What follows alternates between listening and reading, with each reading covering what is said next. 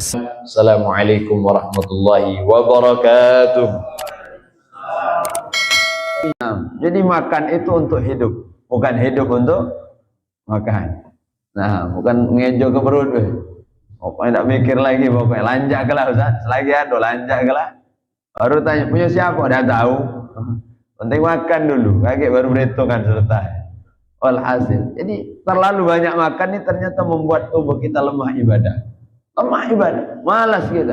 Tidak melakukan yang haram, terlalu banyak makan. Tidak percaya, buktikan. Masya Allah, pagi makan pempek telur 25. Masya Allah, luar biasa. Wahnya, senap dah, teredeh, ujung lembang. Dah kok nggak punya, tidak bergerak. Senap dah berhenti, nurunkan pempek dulu ni. Malas ya kita. Awalnya tadi sudah niat mau sholat duha. Akhirnya setelah tertidur. Nah, kalau sudah tertidur, lesu badan. Hasil untuk ibadah. Maka luar biasa. Jangan terlalu banyak makan. Ya sekedarnya. Makan niat untuk ibadah. Kalau makan hanya untuk membuat badan sehat, hanya dapat mubah. Tapi kalau niat makan untuk taat, untuk sholat, untuk majelis taklim, biar semangat tahajud, biar semangat baca Quran, semangat nolong orang, semangat mencari rezeki yang halal, Masya Allah, semangat untuk ngurus umat, ngurus masjid, musola dan seterusnya, pakai niat. Makan itu jadi ibadah. Semua hal mubah, kalau kita niatkan ibadah, maka jadi berpahala. Oh, ini hebat nih. Maka jangan sangka ada orang sama makan dengan kita, sama. Mungkin porsi kita lebih banyak dari dia.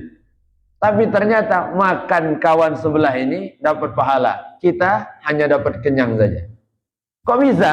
Karena makan dia dengan niat yang baik. Niat salihah. Maka ini penting. Maksud niat, jangan lupa. Nah, niat sebelum makan tuh niat untuk apa? Allah. Maka makan. Maka setelah makan, dengan adab itu, maka kita baca doa. Alhamdulillahilladzi at'amani hadha ta'am wa razaqani min ghairi hauli minni wala quwwah. Segala puji bagi Allah yang memberikan aku makan tanpa susah payah, hauli minni wala quwwah, tanpa letih. Allah hadirkan, Allah datangkan, Allah mudahkan untuk aku bisa makan. Nah, makan luar biasa. Allah berikan anugerah. Makan, silakan makan, jangan terlalu banyak. 2, kasratun naum. Terlalu banyak tidur. Masya Allah, terlalu banyak tidur. Masya Allah, tidur kalau kita sehari 8 jam, umur kita 60 tahun, itu hanya untuk tidur saja 20 tahun. 20 tahun kata Imam Ghazali. Kalau umur kita 60 tahun, itu kalau tidurnya 8 jam. Normal 8 jam. Ada orang tidur sehari 12 jam, ada. Ada yang 18 jam, ada. Pagi tidur, siang tidur, sore tidur. Nah, habis maghrib tidur lagi. Masya Allah, luar biasa. Walhasil, bayangkan, habis umur kita, habis waktu kita untuk tidur. Kalau 8 jam saya sudah 20 tahun, ini untuk tidur. Belum lagi potong makan, potong kelakar, potong nonton, potong bekerja. Allah, berapa persen yang kita pakai ibadah. Maka berjuang kita, jangan terlalu banyak tidur. Maka tidur kita pun, yang mubah itu, niatkan untuk ibadah. Tidur, niat, Masya Allah. Orang kalau ada niat ibadah, niat beramal soleh, walaupun dia tertidur, Masya Allah, maka Allah tetap catat pahala untuknya. Niat sebelum tidur, niat tahajud malam. Niat tahajud, Allah pingin tahajud malam ini. Sudah siap, hidupkan alarm, pesan dengan istri, pesan dengan suami, untuk bangunkan malam hari. Ternyata bangun azan subuh, tetap dapat pahala karena niatnya. Man hamma bihasanatin, siapa orang yang niat melakukan kebaikan, maka dapat 1 pahala. Alhamdulillah. Asal niatnya tulus. Niat tulus betul. Tapi Ustaz, aku lah niat 20 tahun lah niat ini, tapi tidak bangun-bangun. Itu bukan niat itu. Maksud niat itu ada usaha betul. Ingin bangun karena ada khatar, ada azam, ada niat. Khatar itu hanya lintasan hati. Ini belum terhitung pahala. Kita ada lintasan hati aja. Masya Allah, ngelintas di hati. Aisyah lemak makan model sore ini. Nah, pingin aja. Hanya kepingin itu khoter namanya. Lintasan hati. Lintas. Masya Allah, tiba-tiba lewat tukang bakso. Bakso jadi lebih lemak ini. Berubah keadaannya. Kenapa masih khoter? Naik lagi, azm. Azm tuh keinginan kuat. Oh, kok enak beli model sore ini. Kosong. Kaget selesai majelis Ustaz ini aku nak nyari model pokoknya. Kosong. Keinginan kuat, itu azm. Naik lagi yang ketiga, niat. Maka niat itu paling tinggi. Niat itu qasdu syai'in muqtarin min fi'lihi. Bermaksud melakukan sesuatu dibarengi dengan perbuatan.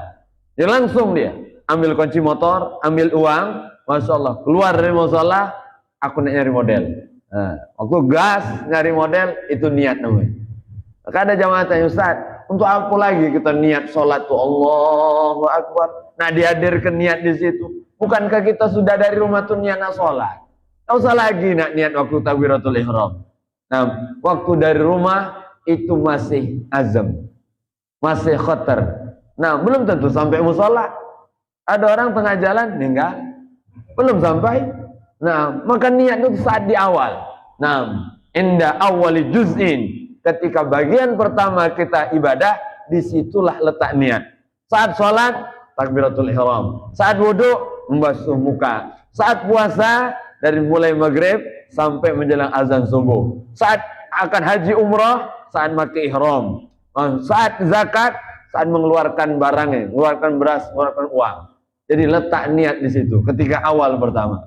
Nah, jadi jangan terlalu banyak tidur. Terus saya dan kita semua. Nah, tidur silakan. Jangan lupa niat ibadah.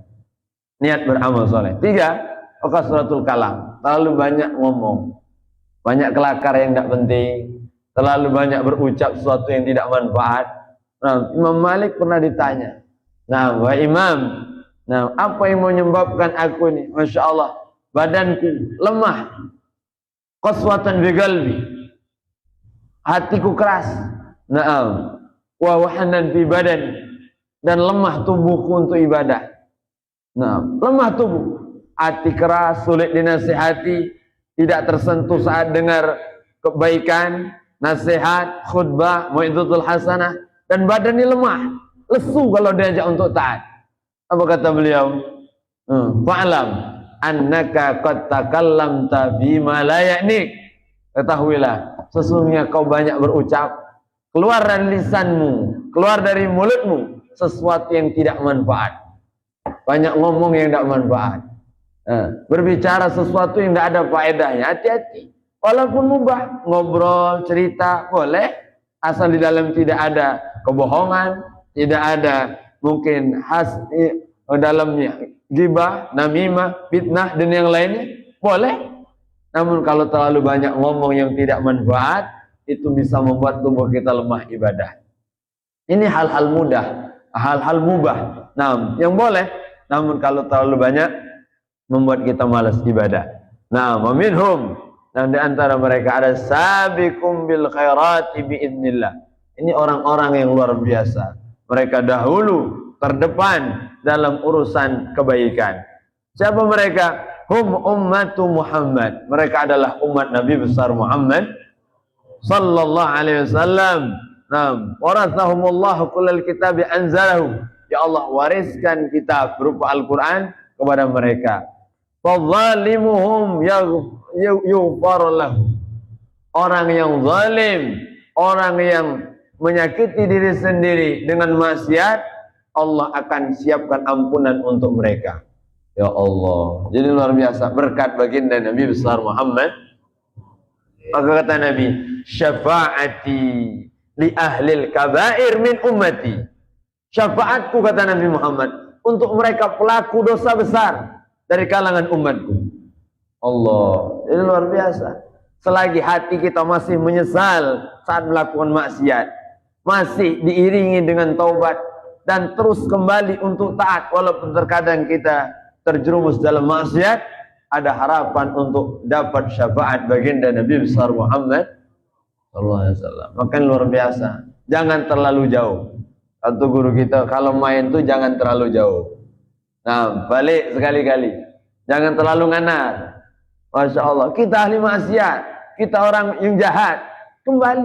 Masya Allah, cobalah kembali sekali-kali ke masjid, sekali-kali ke musola. Setelah sekali-kali, nanti akan berkali-kali. Masya Allah, kembali. Masya, karena inilah identitas kita, inilah habitat kita, inilah tempat kita. orang beriman, orang Islam tepatnya ada di masjid dan musola. Kembali, Masya Allah, untuk mendekat dengan kebaikan. Luar biasa, Allah siapkan ampunan asal mereka mau minta ampun kepada Allah. Jadi jangan salahkan siapapun. Nah, jangan menyalahkan teman, kawan, sahabat, kerabat, tapi lihat diri kita sendiri. Nah, yang kedua, wa muqtasiduhum yuhasabu hisaban yasira. Kelompok kedua, kelompok yang terjaga yang wajib, walaupun sering terkadang meninggalkan yang sunnah atau masih melakukan yang makruh, mereka akan dapat hisab, perhitungan, namun hisab yang ringan. Hisab yasira. Allah, hisab yang sangat ringan. Ini kelompok kedua. Tapi kata ulama, seringan-ringan hisab itu tetap mengerikan. Hisab itu mengerikan. Bayangkan semua dari mulai kita balik sampai meninggal diputar semua oleh Allah. Ada yang ditunjukkan di halayak ramai, ada yang ditunjukkan hanya kita dan Allah yang menyaksikan. Allahu Akbar. Masya Allah, bayangkan kalau dibuka semua ini hal yang sangat-sangat mengerikan, sangat menakutkan. Yang dulu kita tutup-tutupi, yang dulu kita sembunyikan, yang dulu mungkin kita tidak mau orang tahu, dibuka semua oleh Allah. Masya Allah, ada yang dibuka. Kenapa? Mereka orang-orang yang suka membuka aib orang lain. Na'udzubillah min dzalik. Maka orang-orang yang menutupi aib orang, man satara aiba akhihi, siapa yang menutup aib saudaranya, satarallahu lahu yaumal qiyamah, Allah akan tutup aib dia di hari kiamat. Maka jangan pernah kita buka aib saudara kita, jangan. Masya Allah, kalau bisa kitalah orang pertama dan terakhir yang tahu tentang keburukan saudara kita. Jangan kita sebarkan. Walaupun ada orang mungkin kampung sebelah, kota sebelah, atau negara sebelah yang melakukan maksiat, kita tahu, sembunyikan. Orang yang menjaga rahasia orang lain, aku tahu, Masya Allah, maksiat dia, tapi aku sembunyikan. Jangan dibuka. Ada ngobrol tengah kampung, aku tahu kartu as budak itu. Udahlah, Masya Allah, aku tahu semuanya. Dibuka akhirnya. Na'udzubillah min dzalik. Maka hisab itu sangat mengerikan. Namun ada orang-orang yang ditunjukkan semuanya. Setelah itu Allah katakan, aku telah ampuni semuanya. Ya Allah, itulah yang sangat-sangat menggembirakan, sangat-sangat membahagiakan kita Allah. Mudah-mudahan Allah berikan kita hisab yang sangat ringan. Amin ya rabbal alamin. Allahumma hasibni hisaban yasira. Ya Allah, hisab kami dengan hisab yang sangat ringan. Naam, wa ba'dul mustahab. Yang ketiga, orang-orang yang Allah berikan keistimewaan. Siapa mereka? Mereka orang-orang yang sabiqum bil khairat, yang terus dahulu berjuang dalam kebaikan. Sabiqum bil khairat. Jadi kalau urusan yang baik-baik dia duluan. Kalau urusan taat, Masya Allah, dia paling semangat. Maka mereka akan dapat anugerah yang luar biasa. Wa minhum sabiqum bil khairat. Mereka Allah akan berikan masuk surga bighairi hisab. Yadkhulu sabiqun yadkhulul jannata bighairi hisab. Masuk surga tanpa hisab. Ya Allah, terjaga yang wajib, mengerjakan semua yang sunnah, meninggalkan yang makruh, dan meninggalkan sebagian yang mubah-mubah yang membuat dia malas ibadah. Ini orang masuk surga tanpa hisab, tanpa ada perhitungan, langsung masuk surga. Allah, ini kelompok yang paling istimewa. Mudah-mudahan kita termasuk di dalamnya. Amin ya rabbal alamin. Sabiqum, kata Imam Abdullah bin Abbas, sabiqum bil khairat yadkhulul jannata bighairi hisab. Wal muqtasirun yadkhulul jannata bi rahmatillah. Orang yang masih ada maksiat, melakukan kejahatan, Allah akan berikan rahmatnya dan Allah akan berikan ampunannya. Wa zalimun li nafsihi ashabul a'rafi yadkhulunal jannata bi syafaati Muhammad sallallahu alaihi wasallam. Mereka yang menzalimi diri mereka sendiri, terkadang masih meninggalkan yang wajib, namun masih taubat, menyesal dalam hati. Nah, terkadang mereka kembali kepada Allah, mereka juga akan masuk surga berkat syafaat baginda Nabi besar Muhammad. Syafaat yang luar biasa, dicari. Semua umat Nabi Muhammad dicari. Nabi Muhammad tidak mau masuk surga, kalau masih melihat umatnya belum masuk surga. Jadi Muhammad itu luar biasa. Kalau urusan yang susah, Nabi duluan. Tapi kalau urusan yang enak, yang nikmat, Nabi belakangan. Wah, ini pemimpin sejati. Tidak mau. Namun ada orang-orang yang disembunyikan malaikat. Ada. Nabi Muhammad menyangka semua sudah umat masuk surga. Tidak ada lagi. Tidak dilihat oleh Nabi. Ternyata ada yang tidak terdeteksi oleh Nabi Muhammad. Sengaja ujung Lembang disingit ke malaikat. Ngampung, terlalu banyak gitu. Maksiat dia bukan siko. Ngambil tabung gas melon dia. Ngambil celengan masjid dia juga. Ngambil motor di kampung dia. Ngelanjak ke budak di kampung dia juga. Banyak tuh disingkat ke malaikat. Kaget dulu budak ini. Masya Allah, dihukum nanti Allah berikan. Masya Allah, barulah setelah lama baru nanti dapat syafaat baginda Nabi besar Muhammad. Ya Allah, ini yang kita harapkan. Tidak ada yang lain. Masa istri, anak, keluarga, semua akan meninggalkan kita. Ada yang saling tuntut. Anak nuntut orang tua nuntut anak, keluarga nuntut saudara, saudara nuntut kakak, dan seterusnya. Masa saling tuntut. Maka jadilah kita orang-orang yang menjadi pelopor kebaikan dan menjadi pintu pembuka kebaikan untuk orang lain. Kalau bisa jadi pelopor, kita yang membuat dan kita membukakan pintu untuk orang. Kalau baca bukan cuma aku yang masuk surga, semua aku ajak masuk surga. Wah, ini luar biasa. Jadi pembuka. Apa kata Nabi? Inna hadzal khair khazain. Karena kebaikan ini adalah seperti harta berharga. Dan harta berharga itu walitilkal khazain mafatih. Dan harta berharga, simpanan harta berharga itu ada kuncinya. Apa kuncinya? Fatuba liman ja'alallahu abdan. Fatuba li abdin ja'alahu Allahu azza wa jal miftahalil khair. Maka beruntung ada orang-orang yang Allah pilih untuk menjadi pembuka pintu kebaikan untuk orang lain. Itu ini kalau bisa jadi pintu kebaikan untuk orang. Kita bekerja, yang paling tinggi itu adalah bisa membuka lapangan pekerjaan untuk orang. Nah, itu yang paling tinggi. Yang kedua, minimal pekerjaan itu mencukupi kebutuhan keluarga kita. Masuk. Yang lebih rendah lagi, dengan bekerja minimal kita tidak meminta-minta. Nah, menjadi tingkatan bekerja itu bertingkat-tingkat. Masuk. Satu, menjaga diri agar tidak meminta. Dua, memenuhi kebutuhan yang halal. Thalabul halal faridatun ala kulli muslim.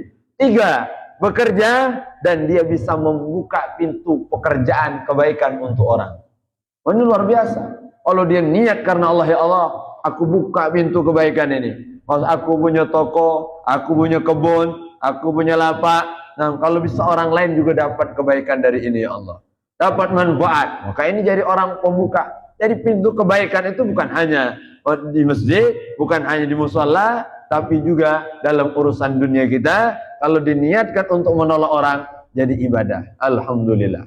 Masya Allah. Miftahan lil khair. Dan sebaliknya, naudzubillah, ada orang-orang wa wailul li 'abdin ja'alahu Allah miftahan lisyarr wa mighlaqun lil khair. Ada orang-orang yang menjadi pintu pembuka keburukan, pembuka kemaksiatan. Oh, sebab ada maksiat di kampung ini gara-gara diolah. Nah, siapa yang buka judi berjamaah? Memang itu Zat. Oh, siapa yang buka majelis ngerumpi berjamaah? Ibu itu Zat. Masya Allah. Walaupun dia sudah meninggal dunia, dosanya ngalir kepada dia. Nauzubillah min dzalik wa mighlaqun lil khair. Ada orang-orang yang jadi penutup pintu kebaikan. Tak demen dengan kebaikan. Ada kumpulan yang baik, tak demen. Sudahlah, tak usah ada pengajian. Tak kata manfaat juga pengajian ini. Yang buntu masih buntu itulah aja deh. Tak usah ada, habis ke duit. Ada orang benci, tak suka dengan kebaikan, menutup pintu kebaikan. Nauzubillah min dzalik. Masya Allah. Maka rawahul Ibnu Majah. Maka jadilah kita pelopor kebaikan, pembuka pintu kebaikan, dan penutup pintu keburukan untuk orang. Jadi kalau bisa kita yang membuat aman kampung ini. Ada bapak itu alhamdulillah aman kampung kita ini. Terjaga orang-orang tidak terkena keburukan sebab kita. Wasu'ila Ibnu Qudamah. Pernah ditanya Imam Ibnu Qudamah rahimahullah, man huwa sa'id? Siapakah orang yang paling bahagia itu wahai imam? Apa jawab beliau? Faqala lahu, faqala huwa alladhi idza tawaqqafat anfusuh lam tatawaqqaf hasanatu. Allah. Ini orang paling bahagia di dunia. Orang paling bahagia bukan yang paling banyak harta, bukan yang paling tinggi jabatan, bukan yang memiliki dunia dan seisinya, tapi orang paling bahagia adalah idza tawaqqafat, ketika dia berhenti, wafat, mati, anfusuh, jiwanya, ruhnya telah pergi, jasadnya dimasukkan ke dalam tanah, lam tatawaqqaf hasanatu, tapi tidak berhenti kebaikannya. Allah, ruhnya bisa pergi, jasadnya masuk ke dalam tanah, tapi kebaikannya terus ngalir. Inilah orang paling bahagia di dunia. Mudah-mudahan kita termasuk di dalamnya. Amin ya rabbal. Kegiatan yang baik kita support. Masuk tempat-tempat yang baik kita yang bangun.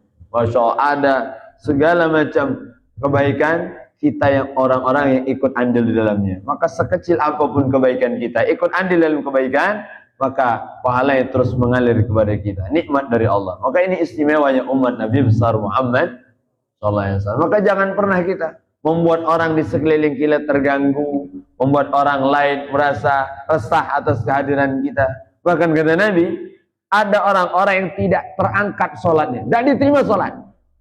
Sholat dia bagus, tapi ternyata sholatnya tidak terangkat walaupun hanya sejengkal dari atas kepalanya. Nah, ini kata Nabi, ada salah satu, ada 3 kelompok orang. La tarfa'u sholatuhum, tidak terangkat sholat mereka. Maksudnya tidak diterima Allah sholat mereka.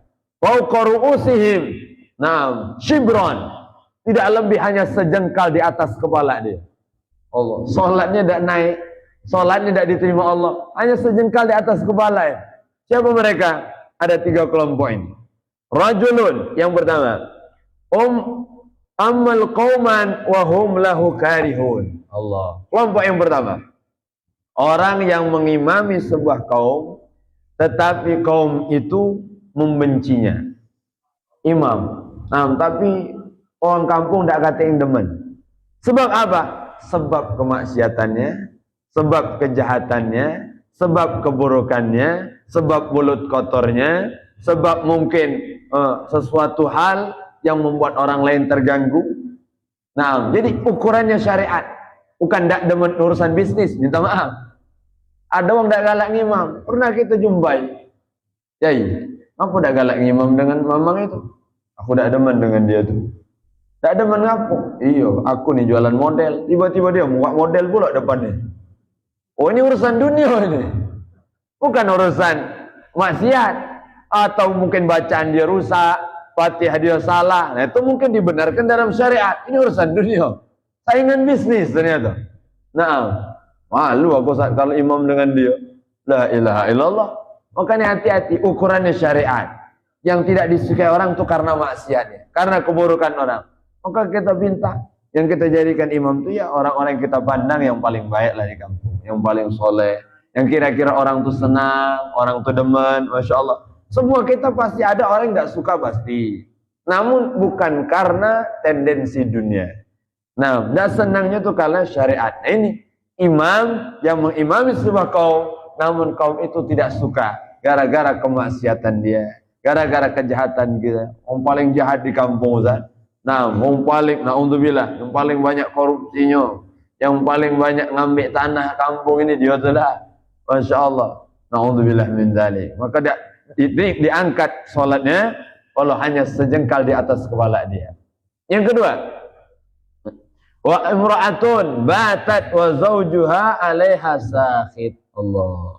Istri yang tidur sementara suaminya sedang marah kepadanya. Allah. Istri tidur, istri. Oh. Suami lagi marah. Dia tidur nyenyak. Masa sholat, ibadat, malamnya tahajud. Masya Allah, 1000 rakaat. Suaminya marah dengan dia.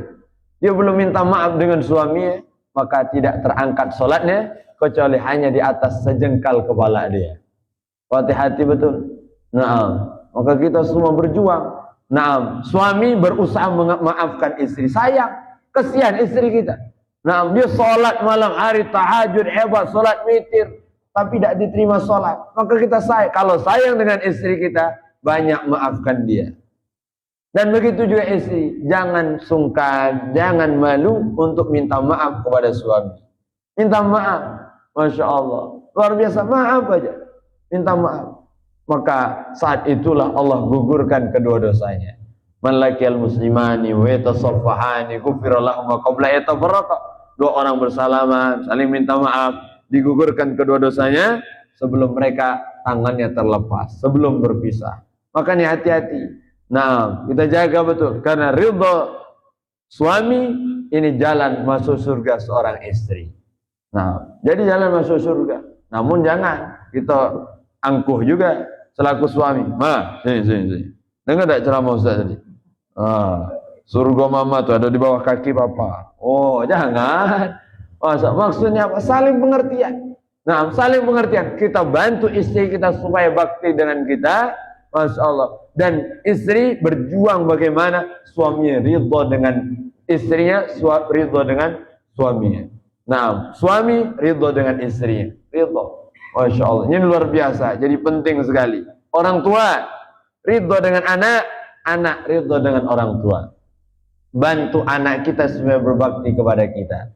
Masya Allah. Maka jangan pernah benci istri kita gara-gara sebagian sifat mungkin yang tidak baik. Maka kata Nabi, jangan kalian benci pasanganmu sebab satu perangai yang jelek yang ada pada dirinya. Mungkin perangai yang lain yang lebih indah yang kau ridho terhadap perangai itu. Memang kadang, Masya Allah, aku tidak ada menusak dengan bini aku, ngapa? Cerewet nian. Cerewet nian. Tapi jangan lihat cerewetnya. Justru cerewet itulah yang setiap hari mendidik anak kita. Nasihati anak gitu. Kalau tidak dicereweti, oh budak ini tekak bantau aja mulai bang. Nanya luar biasa. Berkat istri kita yang tiap hari, Masya Allah, 20.000 kata keluar dari mulutnya. Masya Allah, kalau belum keluar, belum habis, belum selesai. Selesai marah dengan anak, kita pura kena marah. Walhasil, tidak masalah. Kenapa? Ini perangai yang bagus ini. Nah, didik anak, perhatian, Masya Allah, peduli dengan suami, perhatian dengan anak, dengan keluarga, dijaga kehormatan keluarga kita. Mungkin ada satu titik perangai yang tidak bagus, jangan lihat itu kata Nabi. Lihatlah perangai dia yang bagus. Sekelas Sayyidina Umar aja dimarah istri biasa. Jadi saat dia jadi presiden, Amirul Mukminin, dicaci maki oleh istrinya. Tunduk aja Sayyidina Umar. Ternyata di luar ada seseorang yang mau ngadukan istrinya kepada Sayyidina Umar. Aku lah pegel dengan bini aku nih. Aku nak ngadu presiden bela. Pas di depan pintu Sayyidina Umar, longok kawan tadi. Sayyidina Umar dikatai bininya. Diam aja Sayyidina Umar. Kemudian dia bilang, sudah balik bela. Dari kejauhan dipanggil, tahan, sini. Kau nggak mau sini? Mau meningkau wahai Sayyidina Umar. Ada hajat apa? Tidak ada wahai Umar. Tidak ada. Urung dia. Aku lihat kau ada sesuatu hal. Ya, aku mau ngadikan istriku wahai Umar. Tapi aku lihat kau tadi kena marah bini juga. Sama bayar rupanya. Masya Allah. Sayyidina Umar ini. Sayyidina Umar itu, idza marra fajjan, famara syaitan fajjan akhar. Kalau Sayyidina Umar lewat lorong, setan tuh berlari lewat lorong lain. Masya Allah, lewat lorong ini. Kampung pempek gitu nih. Sayyidina Umar lewat sini umpamanya. Lari setan lewat Demang Lebar Daun. Jauh, melanting sana, lewat seberang bela. Ada Sayyidina Umar. Setan aja takut. Tapi Sayyidina Umar takut juga dengan bini. Alhasil luar biasa. Takut bukan masalah hilang wibawa lah. Apa kata Sayyidina Umar? Jangan pernah kau bantah istrimu. Kenapa? Dialah yang menjaga kehormatanmu.